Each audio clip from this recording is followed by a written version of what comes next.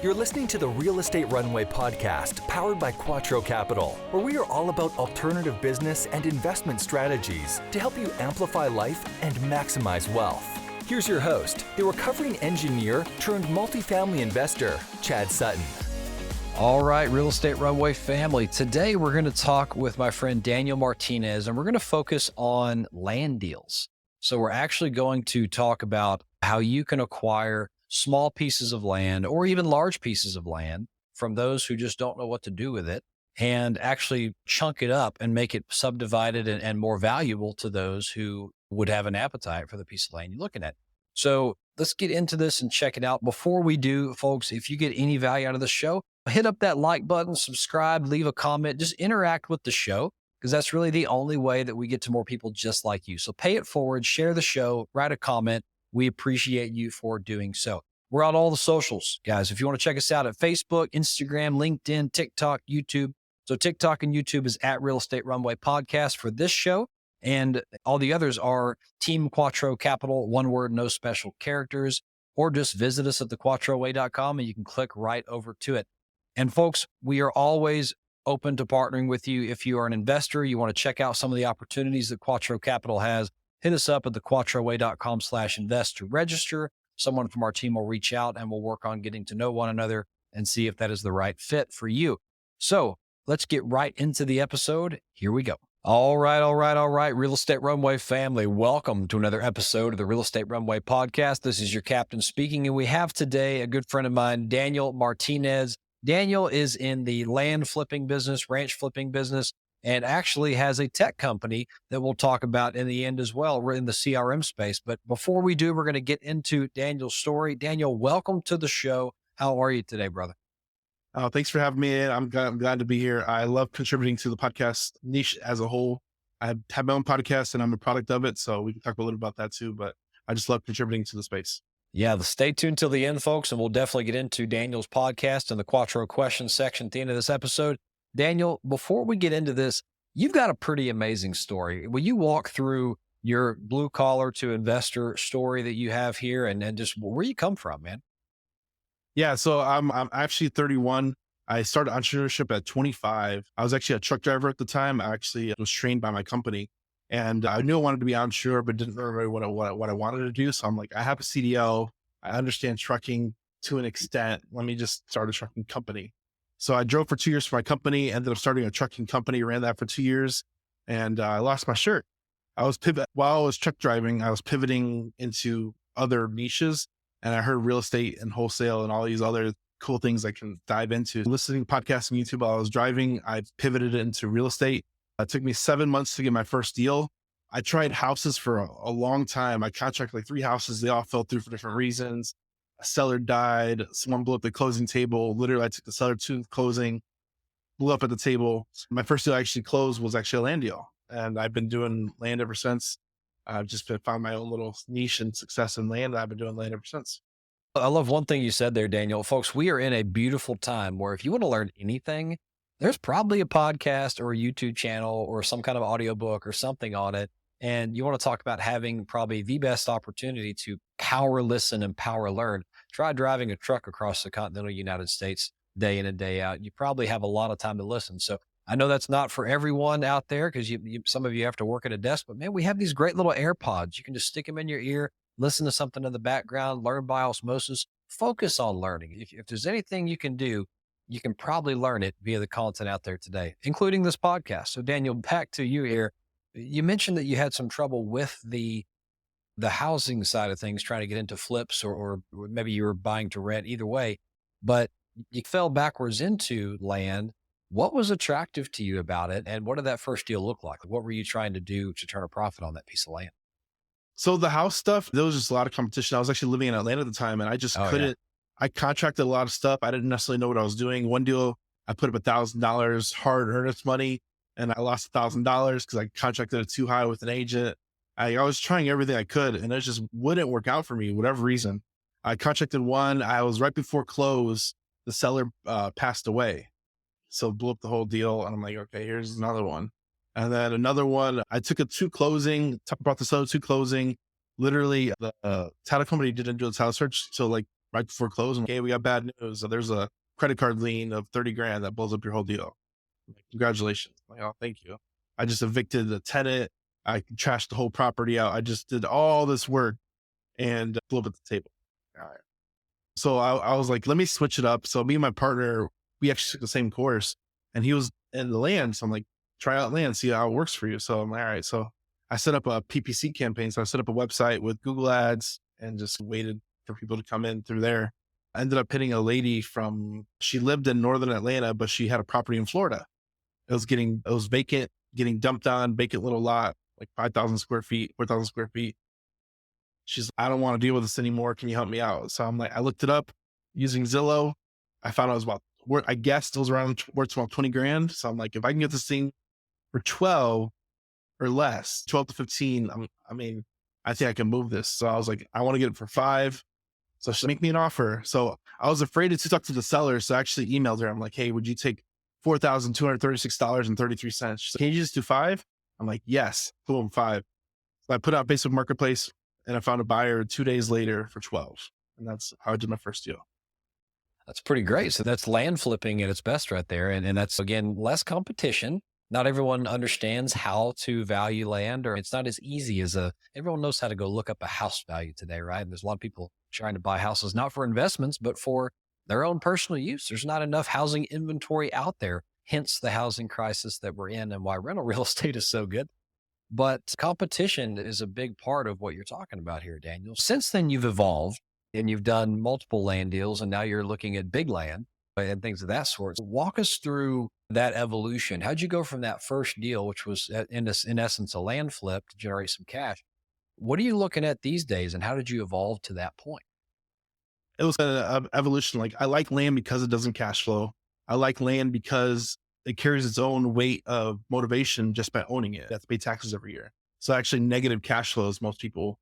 And there's more inventory than any other asset class in real estate. If you think about it, there's more land than mobile homes, there's more land than houses, more land than RV parks, everything else. There's more land than everything else. So you got more inventory.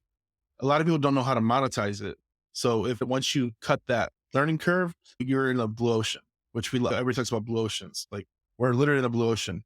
So one of the things that I love about land too is that you alluded to it before this, is that a 3-2 house in a neighborhood, you can only get 150,000 because there's 5 verifying comps that determine it's 150,000. There's no you can over remodel that house. You're only going to get 150,000. So it's set in its ways. With land, it can go 1,000 to 100,000 to 1 million. Like it can go any direction just because the inherent value is based off whoever's the end user / end buyer is.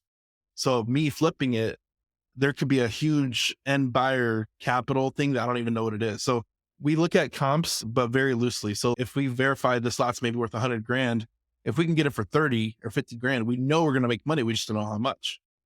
So it comes down to that thing. Okay, I might sell this thing for 125 and maybe make extra 25 grand that I wasn't even underwriting. So think of a flip where you have that, where that roof is. Land has no ceiling. So as long as you have a good margin of safety, you're going to make money. So we did a deal earlier this year in Florida. We thought we were going to make 100 grand on it. Ended up closing, we made 40. We're like, okay, we made 40. Oh no, it's a bad day to cry about. Some people do 90-day flips and they make 40 grand. So like you have to build in that margin of safety, and you can really create larger spreads by going after larger properties. The average wholesale fee in houses is like 10 to 15 grand right now. It might be 12 grand right in the middle. It's because you can only make so much on a $200,000 house or $100,000 property. You're capped out. Like you can't squeeze 100 grand out of a 100 grand property because no one's going to give it to you for free. So when you start doing larger assets, you can create larger spreads. So that's why we started going after big land, because we can go after larger assets and create huge spreads. Yeah, that makes a lot of sense. And so just to clarify, you primarily are still with big land, you're selling it off in a wholesale fashion. You're not really taking it and developing it, right? You're letting the next guy, right? 100%. Yeah. All we do is add paperwork. So a lot of people I had to add paint and I fixed the roof and I had to fix the AC. I'm like, all we do is add paperwork. That's all we do. All right. So let's talk about the big land side of things a little bit. You mentioned why big land, but let's say you go and find a piece of land. First of all, before you even find that piece of land, what are you looking for other than big land? Are you looking for any features, attributes paperwork that's already in place. What makes a good acquisition avatar for you in the big land, and how big is big? We like big land because it can create huge amounts of profit spread, and you really don't know how much you're going to make top to the end. But we go after small stuff too. Like it depends. Like we can make money on it. We're going to go after it if it makes sense on paper. I'll start off small and work our way big. About 2 years ago, this is where how we got the idea to make money in cash flow land. So remember, it says land doesn't cash flow. We make it cash flow. How do you make it cash flow? You become the bank. How to become the bank? So we did this deal about 2 years ago. We found like a $35,000 lot. The seller came to us like, "Hey, I want 15 for it." After hearing that, we're like, most people would jump on at 50 cents on the dollar. Yeah, 15 grand.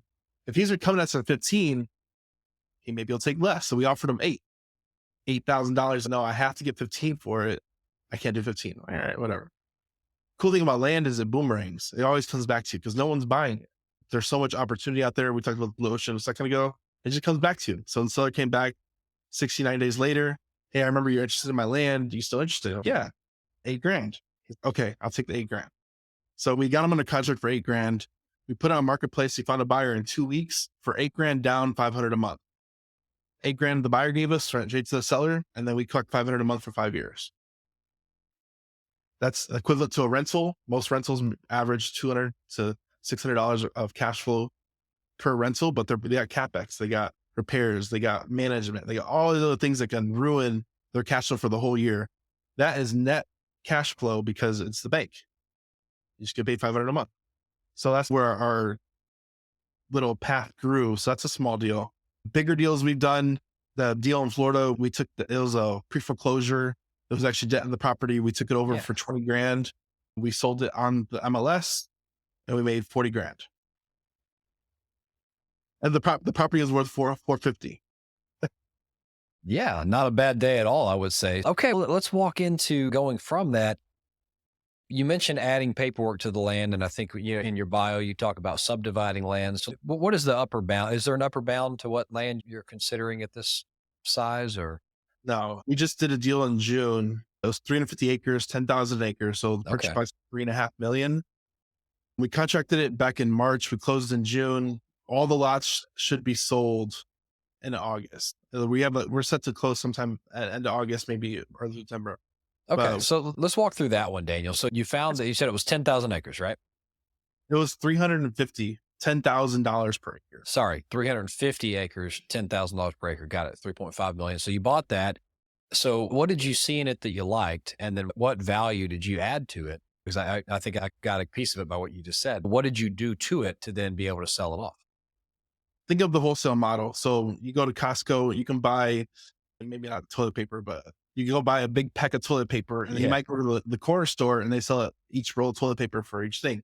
So it's the buy by the brick model, same model. So you buy large acreage and you subdivide it down into manageable parcels. So think about this. How many buyers out there, and we already talked about how scarce land is and how many buyer pools are out there. So how many buyers can actually afford $3.5 million of the land?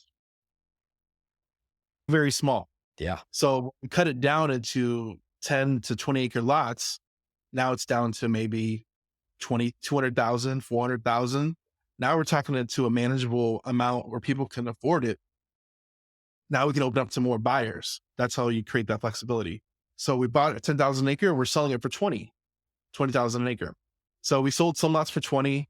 We had a big developer ended up actually contracting we subdivided that one into 15 lots, and a big developer we sold 4. A big developer ended up buying the other 11 lots from us at a wholesale price. So instead of selling it for 20, we sold it for 12, and that's where we're making money. So we're projected to make $700,000 to $800,000 on it. All right. So let's go through the details on that. I love the tactical side of this. So you identify this piece of land, and somehow you came up with a $3.5 million price. So how did you start me there? How did you decide this is what I'll pay for it to know I've got enough margin on the back end?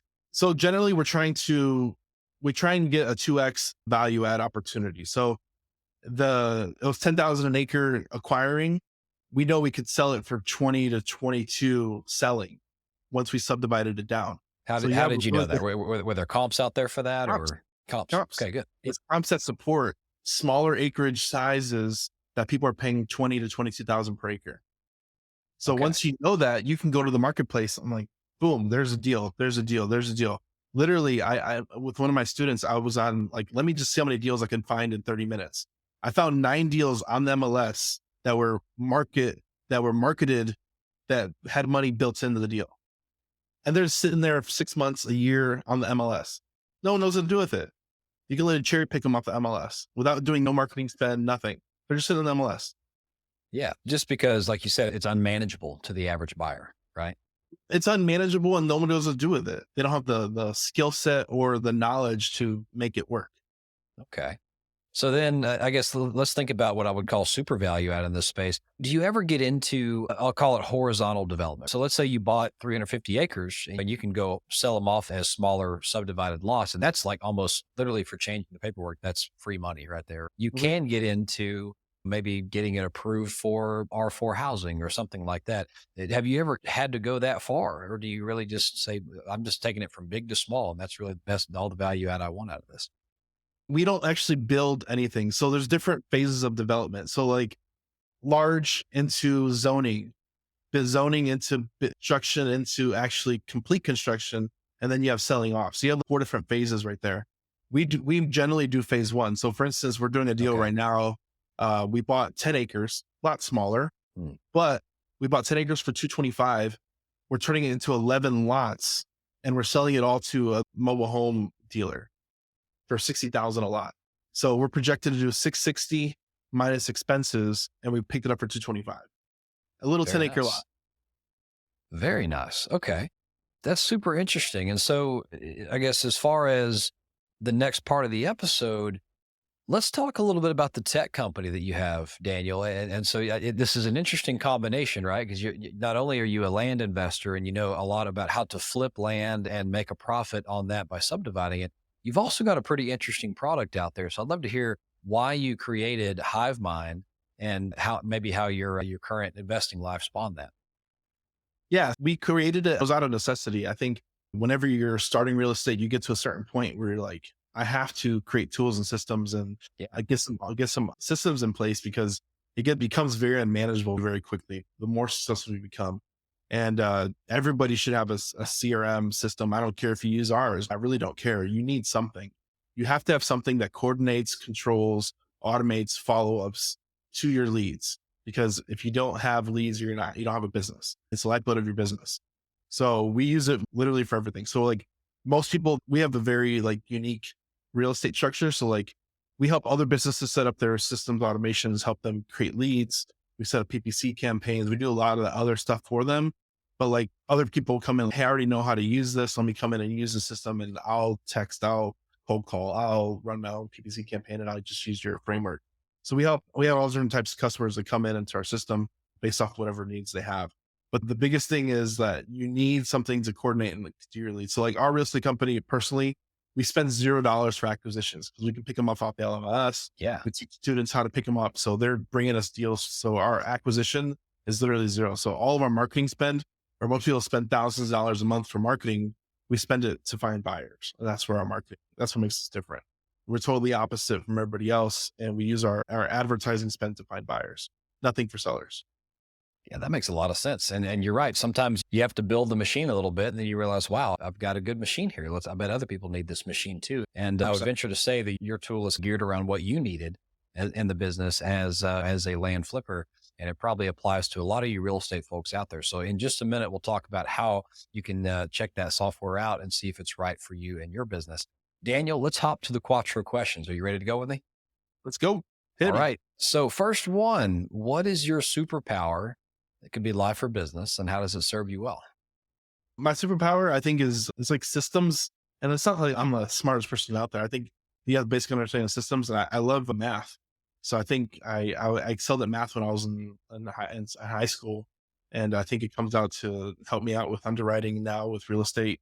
And I really leveraged that side of it. I wasn't really much of a speaker until I started a podcast, but I guess I've grown that skill. But for me, it's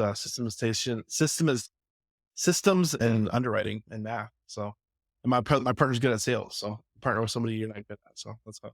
Yeah, that's super important. Don't partner with people like you, partner with people who are unlike you. So complement your 100%. shortcomings. All right, let's flip the coin over, Daniel. What is your biggest failure and what'd you learn from it? Could be life or business. My biggest failure was actually trucking, man. I took that one straight on the chin and I'm not afraid to say it. I learned a lot from business though, because I learned how to manage people. I became employees, dealing with a lot of different tough situations. It just gave me a lot of thick skin in business that I wouldn't have gotten. I would have gotten into real estate eventually, but I went down that path where like I went down trucking and had to find another avenue to pivot into and ended up being real estate. So I think it gave me the through all to work through the pain, because this is not real estate's not easy. If anybody that says it's easy, they're lying to you. There's sleepless nights, uh, your wife or spouse holding you. Like you got to deal with a lot of stuff, cash flow problems. You have to deal with payroll, counseling your employees. Like you got a lot of stuff that you deal with as a boss that no one really talks about. Yeah, I would agree to that, brother. There's real estate is great, but there's, especially if you own vertical property, there's a lot of people behind it too. And you have to remember Yep. you're in the people business, whether you own hard assets or not. So that's a great lesson there. Let's take you to question number 3, Daniel. Here at Quattro, we have 4 pillars: people, property, profit, and then philanthropy, coming back and taking care of people. Sorry, people, property, profits, philanthropy, coming back and taking care of people. I said it right the first time. But I love to give my guests an opportunity to talk about your philanthropic heart here on the show, how it is you give back with your times, talents, and treasures. And sometimes people on the show actually will give on your behalf with whatever we put in the show notes. What is that for you, Daniel?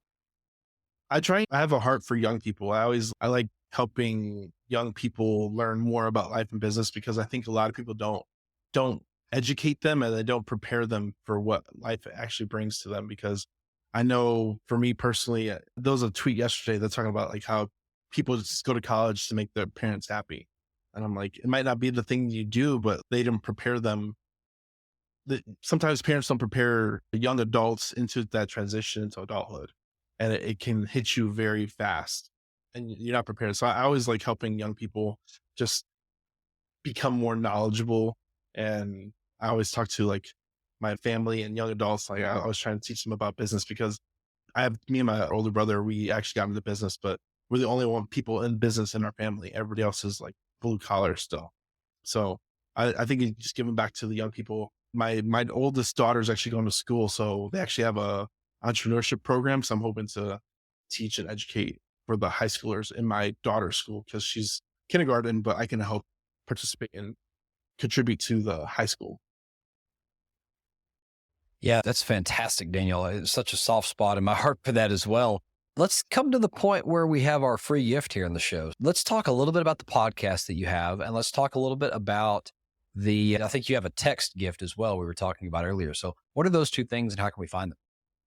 Yeah. So actually I have a dollar course. It's literally $1. You can text course to 210-972-1842. It just talks about where to get started with real estate. And then we have other courses and products there. We're actually launching a free PDF checklist. It's not out yet, but it's coming soon. Maybe I'll offer, maybe if you check it out, maybe we'll text everybody when it's available, but free stuff coming out. I always like providing education. And then podcast, YouTube, social media. We have almost over 400 episodes released right now. And I just like giving back to the community, because like I said, when it comes back to it, if you go back, I'm from trucking. I listen to a lot of podcasts, a lot of YouTube. I consume a lot of audio content.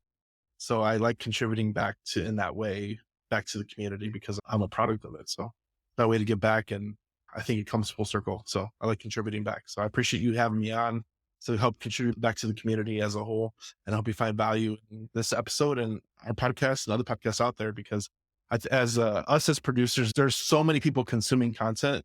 It's hard to change that, cross the line and actually produce. So I commend Chad here and other people like us to produce and create content in the niche to provide education. I would agree. There's so much good stuff out there, and it really all it is. Like, think about back in the day where you had to read a book to learn something. And that book might have been someone's end of career work that was already, for what they know, was 10 years old. In a time where things are moving so fast today, you have to have current information. You have to know what's currently going on. And what better way than to just listen to conversations like the one we're having right now? So thank you for that, Daniel. And Daniel, the last little bit here on the show, I promised we would come back and talk about Hivemind and also how to get in touch with you as an individual. So for the listeners, as we conclude here, what is the best way to get in touch with you? And should they want to go learn more about Hivemind, please provide that as well. That's the CRM, by the way. Yeah, we're at Hivemind CRM on literally every platform, even platforms you think we're there. We produce a lot of content and it's everywhere. We really try and make sure we're on platforms where people want to be. And if you're on that one platform, probably check it out. We're there. That's pretty crazy. So there's a lot of effort that goes into producing content everywhere. So I hope you take advantage of it on your favorite platform. And then I'm Daniel Martinez on Facebook, Daniel Hivemind on Twitter. And then you can always get a hold of us through that 210 number, 210-972-1842. That actually goes to my team. So if you have any questions about Hivemind, our education, literally any question you want, you can ask that question. It'll eventually go to my team and me. All right, Daniel, thank you for coming on, sharing a bit of your journey and your experience in the land side of things, and just even some of the mentorship on running a company. So hope to have you back on here in the future and hear about more of these fantastic land deals. And folks, scroll down to the show notes. Everything we just said will be right there for your clicking pleasure. And talk to you next time, Daniel. Thank you. Have a good day, guys. Bye. Wow, folks, I hope you enjoyed that show. That was some really cool stuff talking about chunking up land, flipping land, and how this business is actually counterintuitively spending more money on finding its leads for buyers than it is for sellers. So very interesting stuff. Go check out Daniel Martinez, check out Hivemind CRM, see if that is right for you. And don't forget to text the link in the show notes to see if you want to check out his free course for land flipping. Now, if you got any value out of that show, folks, check us out and give us that 5-star review, that thoughtful comment, or just share the show. Just interact with the show. That's the only way you can provide value and share it with somebody else. That's the only way it grows. Folks, if you want to be on the show, we're always taking interviews. You can apply at thequattroway.com/podcast. And if you want to look at investing with Quattro Capital, we always have things going on. Check us out at thequattroway.com/invest to come build a relationship and start from there. Until next time, this has been another episode of the Real Estate Runway Podcast. Over and out, friends. We hope this episode was insightful and brought value to your day. If so, please be awesome and leave us a 5-star review. Find out how Team Quattro can help you at thequattroway.com. Until next time, this is the Real Estate Runway Podcast.